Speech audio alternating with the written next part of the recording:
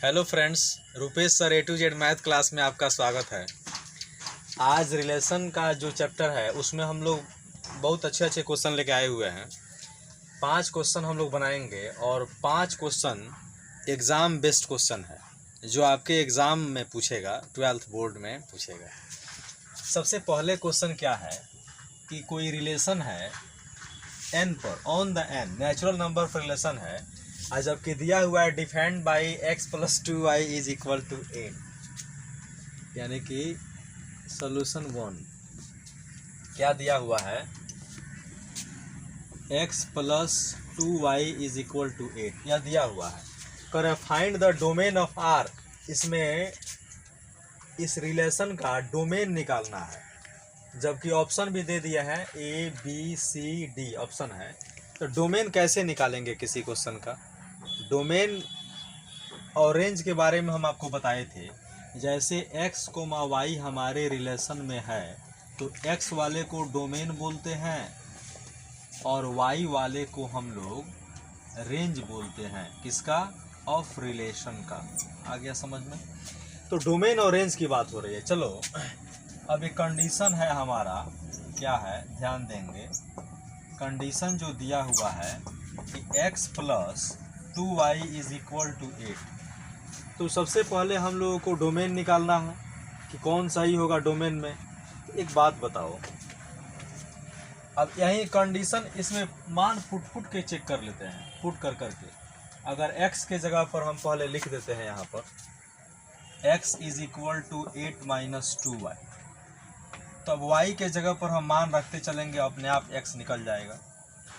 या इस तरह नहीं होगा तो हम इस तरीक़ा से लिख देंगे 2y is equal to 8 - x, तो y is equal to 8 - x/2। Okay. तो यहाँ हम लोगों को देखना है कि x माने x वाला डोमेन हमको निकालना है। आचार को ऑप्शन दिया है। इस तरह के क्वेश्चन में हम लोग क्या करते हैं ना, ऑप्शन को पुट कर करके चेक करते हैं। एक्चुअली आपको बोल रहा है कि एक तो नेचुरल नंबर पर यह डिफाइंड है। नेचुरल नंबर उस नंबर को बोला जाता है जो बट्टा वगैरह में नहीं है। तो इसमें तो हम x का मान रखेंगे, मान लेते हैं, तो बट्टा में आ जाएगा तो वो वाला पोर्शन हम लोग लेंगे नहीं। चलो लास्ट से रख के देखते हैं। मान लो कि डोमेन x वाले को बोला जाता है, 4 को ऑप्शन है डी में। देखो तो पहले 8 रख के देखते हैं। अगर इसके जगह पर तुम लोग x के जगह पर अगर 8 रखते हो तो 8 में से 8 करके 2 करोगे तो 8 में से 8 गया, 0 में 2 से भागा दोगे 0। 0 नेचुरल नंबर नहीं है, 0 is not natural number, hence option D is not correct answer. यानी कि नेचुरल टाइप का होना चाहिए, x नेचुरल होना चाहिए क्योंकि नेचुरल दे रहा है। अगर हम x के जगह पर 8 छोड़ के अगर हम 4 रखते हैं तो थोड़ा सा देख लेते हैं। 8 - 4/2 यानी कि 4/2, 2 दूना 4, 2 तो नेचुरल नंबर है। अच्छा, और हम रख के बारी बारी से चेक कर लेते हैं। इसके बाद में अगर हम लोग 3 रखते हैं, x = 3, तो क्या हो जाएगा 8 - 3/2 यानी कि 5/2। यह भी नेचुरल नहीं है, यानी कि ये भी ऑप्शन 3 वाला भी ऑप्शन नहीं होगा। जहाँ जहाँ 3 होगा वो वाला नहीं लेंगे और जहाँ जहाँ 8 होगा वह वाला नहीं लेंगे। एक और हम लोग चेक कर लेते हैं। अब 2 और 4 और 6 पर चेक कर लेते हैं। अगर x = 2 लेते हैं और x = फिर 4 लेते हैं, x = 2 लेंगे तो 8 में से 2 गया 2 यानी कि 6/2, 2 तिहाई 6 यानी कि 3 तो नेचुरल नंबर है, ये 2 वाला ले सकते हैं। 4 में रख के एक बार देख लिए हैं, एक बार 6 वाला देख लेते हैं। यानी कि यहाँ पर 8 - 6/2 यानी कि 2/2 कट के एक भी नेचुरल नंबर है। दोस्तों चलो क्या हमको पता चला कि चारों ऑप्शन में देखो वही ऑप्शन डोमेन होगा जिसमें x का मान पुट करने पर नेचुरल आया हो। तो 8 पर तो नहीं किया है, तो देखो 8 वाला डी वाले केस में है, ये भी नहीं होगा। 8 इसमें भी है, ये भी नहीं होगा। अब इसमें 1 2 3 4 है, इसमें 3 पर एक टेस्ट कर लिए हैं। x = 3 पर टेस्ट कर रहा है तो वह भी नेचुरल नहीं हो रहा है क्योंकि बट्टा में जा रहा है। चलो 3 वाला भी खत्म हो गया। लेकिन यहाँ 2 4 6 फर्स्ट ऑप्शन में 2 4 6 है। देखो तो 2 पर भी हो गया है, 3 नेचुरल आ गया है। x = 6 पर भी नेचुरल आ गया है और x = 4 पर भी नेचुरल आ गया है। इसीलिए ये इज करेक्ट आंसर। ये क्या हो गया? करेक्ट आंसर हो गया। ओके। तो क्वेश्चन नंबर 2 जो है कह रहा है let R be the relation on the set of n defined by R is equal to A comma B या A is equal to B minus 3, जहाँ B is greater than 6। B जो है वो 6 से बड़ा है। ठीक, बात बताइए, बी आपको बोल रहा है 6 से बड़ा है, तो बी यहीं पर है सेकंड प्लेस पर, और सेकंड प्लेस पर कह रहा है कि जो ये बी है वो बड़ा है किससे, तो 6 से। तो सोचो 4 गो तेरा ऑप्शन है, चारों ऑप्शन हम यहाँ पर तुम्हारे सामने लिख देते हैं। तो 6 से बड़ा कह रहा है बी, तो पहला ऑप्शन जो है 3 6 है, ठीक है। दूसरा का ऑप्शन है 6 9, चलो। तीसरा का ऑप्शन है 3 8, और चौथा ऑप्शन है नन ऑफ दी। अच्छा एक बात बताइए, जब बी बोल रहा है 6 से बड़ा है, तो ये बी 6, तो 6 वाला तो लेंगे नहीं, क्योंकि बोल रहा है कि बी 6 से बड़ा है, तो ये तो यहीं पर ही कैंसिल हो गया। ये 9 और 8 में चेक कर लेंगे कि दोनों ऑप्शन में से कौन ऑप्शन होगा, क्योंकि बी 6 से बड़ा है। तो एक बात बताइए, आप क्या कीजिए कि यहाँ पर कंडीशन है b माइनस 3, तो एक बार b के जगह पर 9 रख के देख लीजिए, और एक बार b के जगह पर 8 रख के देख लीजिए कि रखने पर ही आ रहा है कि नहीं। तो b की जगह पर 9 रख रहे हैं, तो 9 में से 3 जा रहा है तो 6 हो जा रहा है, अर्थात यहाँ से पता चला कि यह a हो गया। तो a कोमा b के जगह पर a 6 आ गया, b कितना आ गया, 8 आ गया। तो कौन ऑप्शन इज करेक्ट आंसर? देखिए b के जगह पर 9 रखें तो a हमारा आ गया 6, तो यानी कि यह क्लियर हो गया, इसीलिए 2 इज करेक्ट आंसर। ओके तो चलो फ्रेंड्स, यहाँ देखते हैं क्वेश्चन नंबर 3 क्या कर रहा है कि let R be the relation from 11 12 13 to 8 10 12 defined by Y is equal to X minus 3, then find R inverse निकालना है, इनवर्स रिलेशन निकालना है। तो कभी भी हम लोग को इनवर्स रिलेशन निकालने के लिए पहले तो रिलेशन निकालना पड़ेगा। तो रिलेशन में देखो, ये जो फ्रॉम ए टू बी जो होता है ना, कहीं भी कोई क्वेश्चन अगर लिखा रहता है इस तरीक़ा से कि ए टू बी, तो यह काम करता है एक्स का और यह काम करता है वाई का। देखिए यह काम करता है डोमेन का और यह काम करता है रेंज का। तो आप देखो यहाँ एक्स के जगह पर मान रख के देखो, एक बार 11, एक बार रखो 12 और एक बार रखो 13। इससे पता लग जाए कि वाई तुम्हारा क्या आएगा। 11 में से 3 घटाओगे तो कितना आ जाएगा, 8 8 9 10 11, 8 हो गया। 12 में से 3 घटाओगे तो कितना हो जाएगा, 9। 13 में से 3 घटाओगे तो ये आ गया 10। तो इससे हमको क्या पता चला, यह जो निकला यह वाई हुआ, यह भी वाई हुआ, यह भी वाई हो गया। तो इससे हमारा पहले रिलेशन क्या निकल गया, तो रिलेशन में x के जगह पर हम लोग 11 रखें तो y के जगह पर हमारा 8 आ गया, 11,8। यहाँ पर x के जगह पर अगर हम लोग 12 रखें तो y के जगह पर हमारा 9 आ गया। यहाँ पर x के जगह पर अगर हम लोग 13 रखें तो y के जगह पर 10 आ गया। यह तो निकल गया हमारा रिलेशन। तो इन्वर्स रिलेशन निकालने में कोई दिक्कत नहीं, इसी को उल्टा पलटी कर देते हैं, यानी कि डोमेन का रेंज और रेंज का डोमेन। तो यहाँ हो गया 8 11 और यहाँ हो गया 9 12 और यहाँ हो गया 10 13। चलो देखो कौन ऑप्शन इज करेक्ट आंसर। 8 11 9 12 10 13 कहाँ है, 4 गो ऑप्शन है, 10 13 8 11, यहाँ है 10 13 12 10, ये नहीं होगा, यानी कि 10 12 13 10। यहाँ देखिए 8 11 और 9 12 और 10 13 चाहिए, 8 11 9 12 10 13।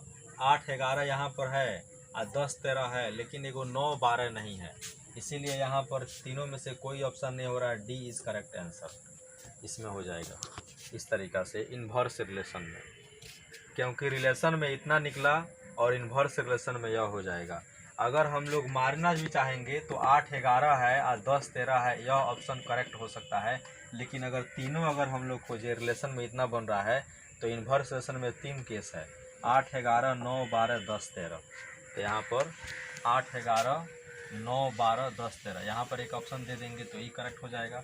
चलिए यह हो गया। ओके क्वेश्चन नंबर 4 में क्या दिया हुआ है कि सेट दिया हुआ है 1 2 3 कह रहा है, then r is equal to, यहाँ से r इज इक्वल टू 2 3 3 1 2 1 दे दिया है। कह रहा है क्या यह रिलेशन सिमेट्रिक है कि ट्रांजिटिव है, कि सिमेट्रिक और ट्रांजिटिव दोनों है, कि कोई नहीं है। तो सबसे पहले बात है, सेट में जितना भी एलिमेंट दिया है यह खुद से रिश्ता बनाएगा तो न रिफ्लेक्सिव होगा। जैसे एक का एक एक होना चाहिए, दो का दो दो होना चाहिए, तीन का तीन तीन होना चाहिए, जो तीनों में से कोई है नहीं, तो विच इज नॉट रिफ्लेक्सिव या रिफ्लेक्सिव नहीं है। सिमेट्रिक में उल्टा की बात हो रहा है, यानी कि दो तीन है तो तीन दो खोजेंगे, वो भी नहीं है। तीन एक है तो एक तीन नहीं है, सिमेट्रिक भी नहीं है। और ट्रांजिटिव देखना है तो दो तीन तीन एक, तो तीन तीन मिल गया, दो एक चाहिए, तो दो एक तो है ही।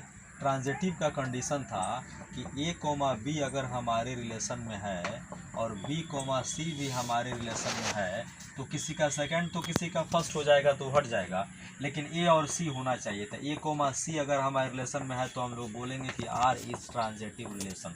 सेम सूट कर रहा है, ध्यान दो कि 2,3 हमारे रिलेशन में है, फिर 3,1 हमारे रिलेशन में है, तो 2,1 भी हमारे रिलेशन में है दिया है। तो देखो 3 3 तो मिल गया और 2 1 है ही। इससे हम कह सकते हैं कि आर इज कौन relation, transitive relation. That is हम कह सकते हैं B is correct answer. B is क्या हो गया, करेक्ट आंसर। ओके। यहाँ क्वेश्चन नंबर 5 में बोल रहा है कि let R be the relation in the set of A x belongs to z। x कोई इंटीजर है, वो कहाँ से कहाँ के बीच में है, तो 0 से 12 के बीच में है। तो बोल रहा है given by r is equal to a comma B a minus B is multiple of 4।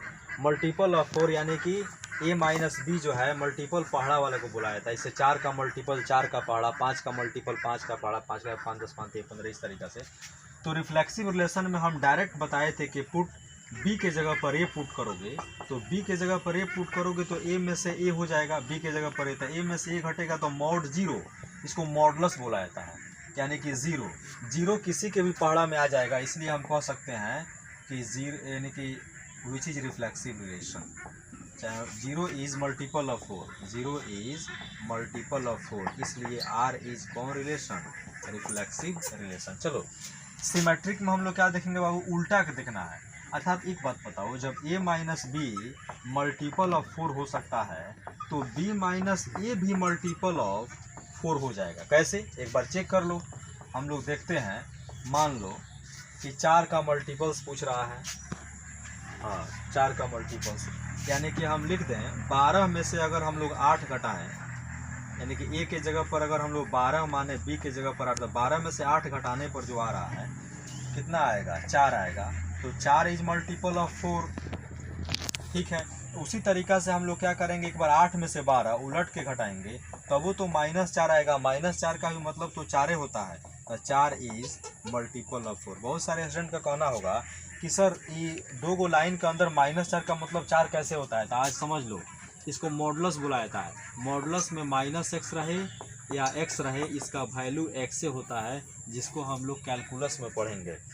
चलिए, तो सिमेट्रिक भी हो गया और यह ट्रांजिटिव भी हो जाए। कैसे, जब a minus B multiple of 4 हो जाएगा, b minus C multiple of 4 हो जाएगा, तो यहाँ से a माइनस सी भी मल्टीपल ऑफ 4 होगा। आप लोग चेक कर लेना, नहीं है तो चेक कर लो। यहाँ पर हम लोग देखते हैं, सबसे पहले मान लो 12 में से 8 जब मल्टीपल ऑफ 4 है, फिर इसके बाद में 8 में से 4 ये भी मल्टीपल ऑफ 4 है, तो 12 में से 4 मल्टीपल ऑफ 4 होगा। 12 माइनस 4 मल्टीपल ऑफ 4 है, क्योंकि 12 में से जब 8 घटाएगा तो 4 आएगा, तो 4 के पहाड़ा में 4 हो जाएगा। उसके बाद में 8 में से 4 घटेगा तब भी 4 आ जाएगा, तो यह भी 4 का मल्टीपल होगा। तो 8 8 तो मिल गया, और 12 में से 4 घटा के देखेंगे तो यह भी मल्टीपल ऑफ 4 होगा, क्योंकि 12 में से 4 जाएगा तो 8 हो जाएगा, 8 4 के पहाड़ा में होगा। इसलिए कह सकते हैं कि आर इज कौन रिलेशन, ट्रांजिटिव रिलेशन। तो इससे क्या पता चल रहा है कि जो यह मॉडुलस वाला कंसेप्ट है वह रिफ्लेक्सिव भी है, सिमेट्रिक भी है, ट्रांजिटिव भी है, अर्थात यह तीनों है, तो एक इक्विवेलेंस रिलेशन हो जाएगा। तो हम लिखेंगे यहाँ से relation is reflexive, symmetric and transitive, hence R is equivalence relation, equivalence relation.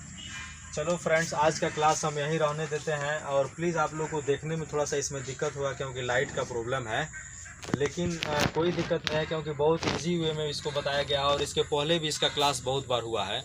तो आपको कोई भी प्रॉब्लम हो तो आप हमसे शेयर करें, और नेक्स्ट क्लास में इस लाइट की प्रॉब्लम नहीं रहेगी।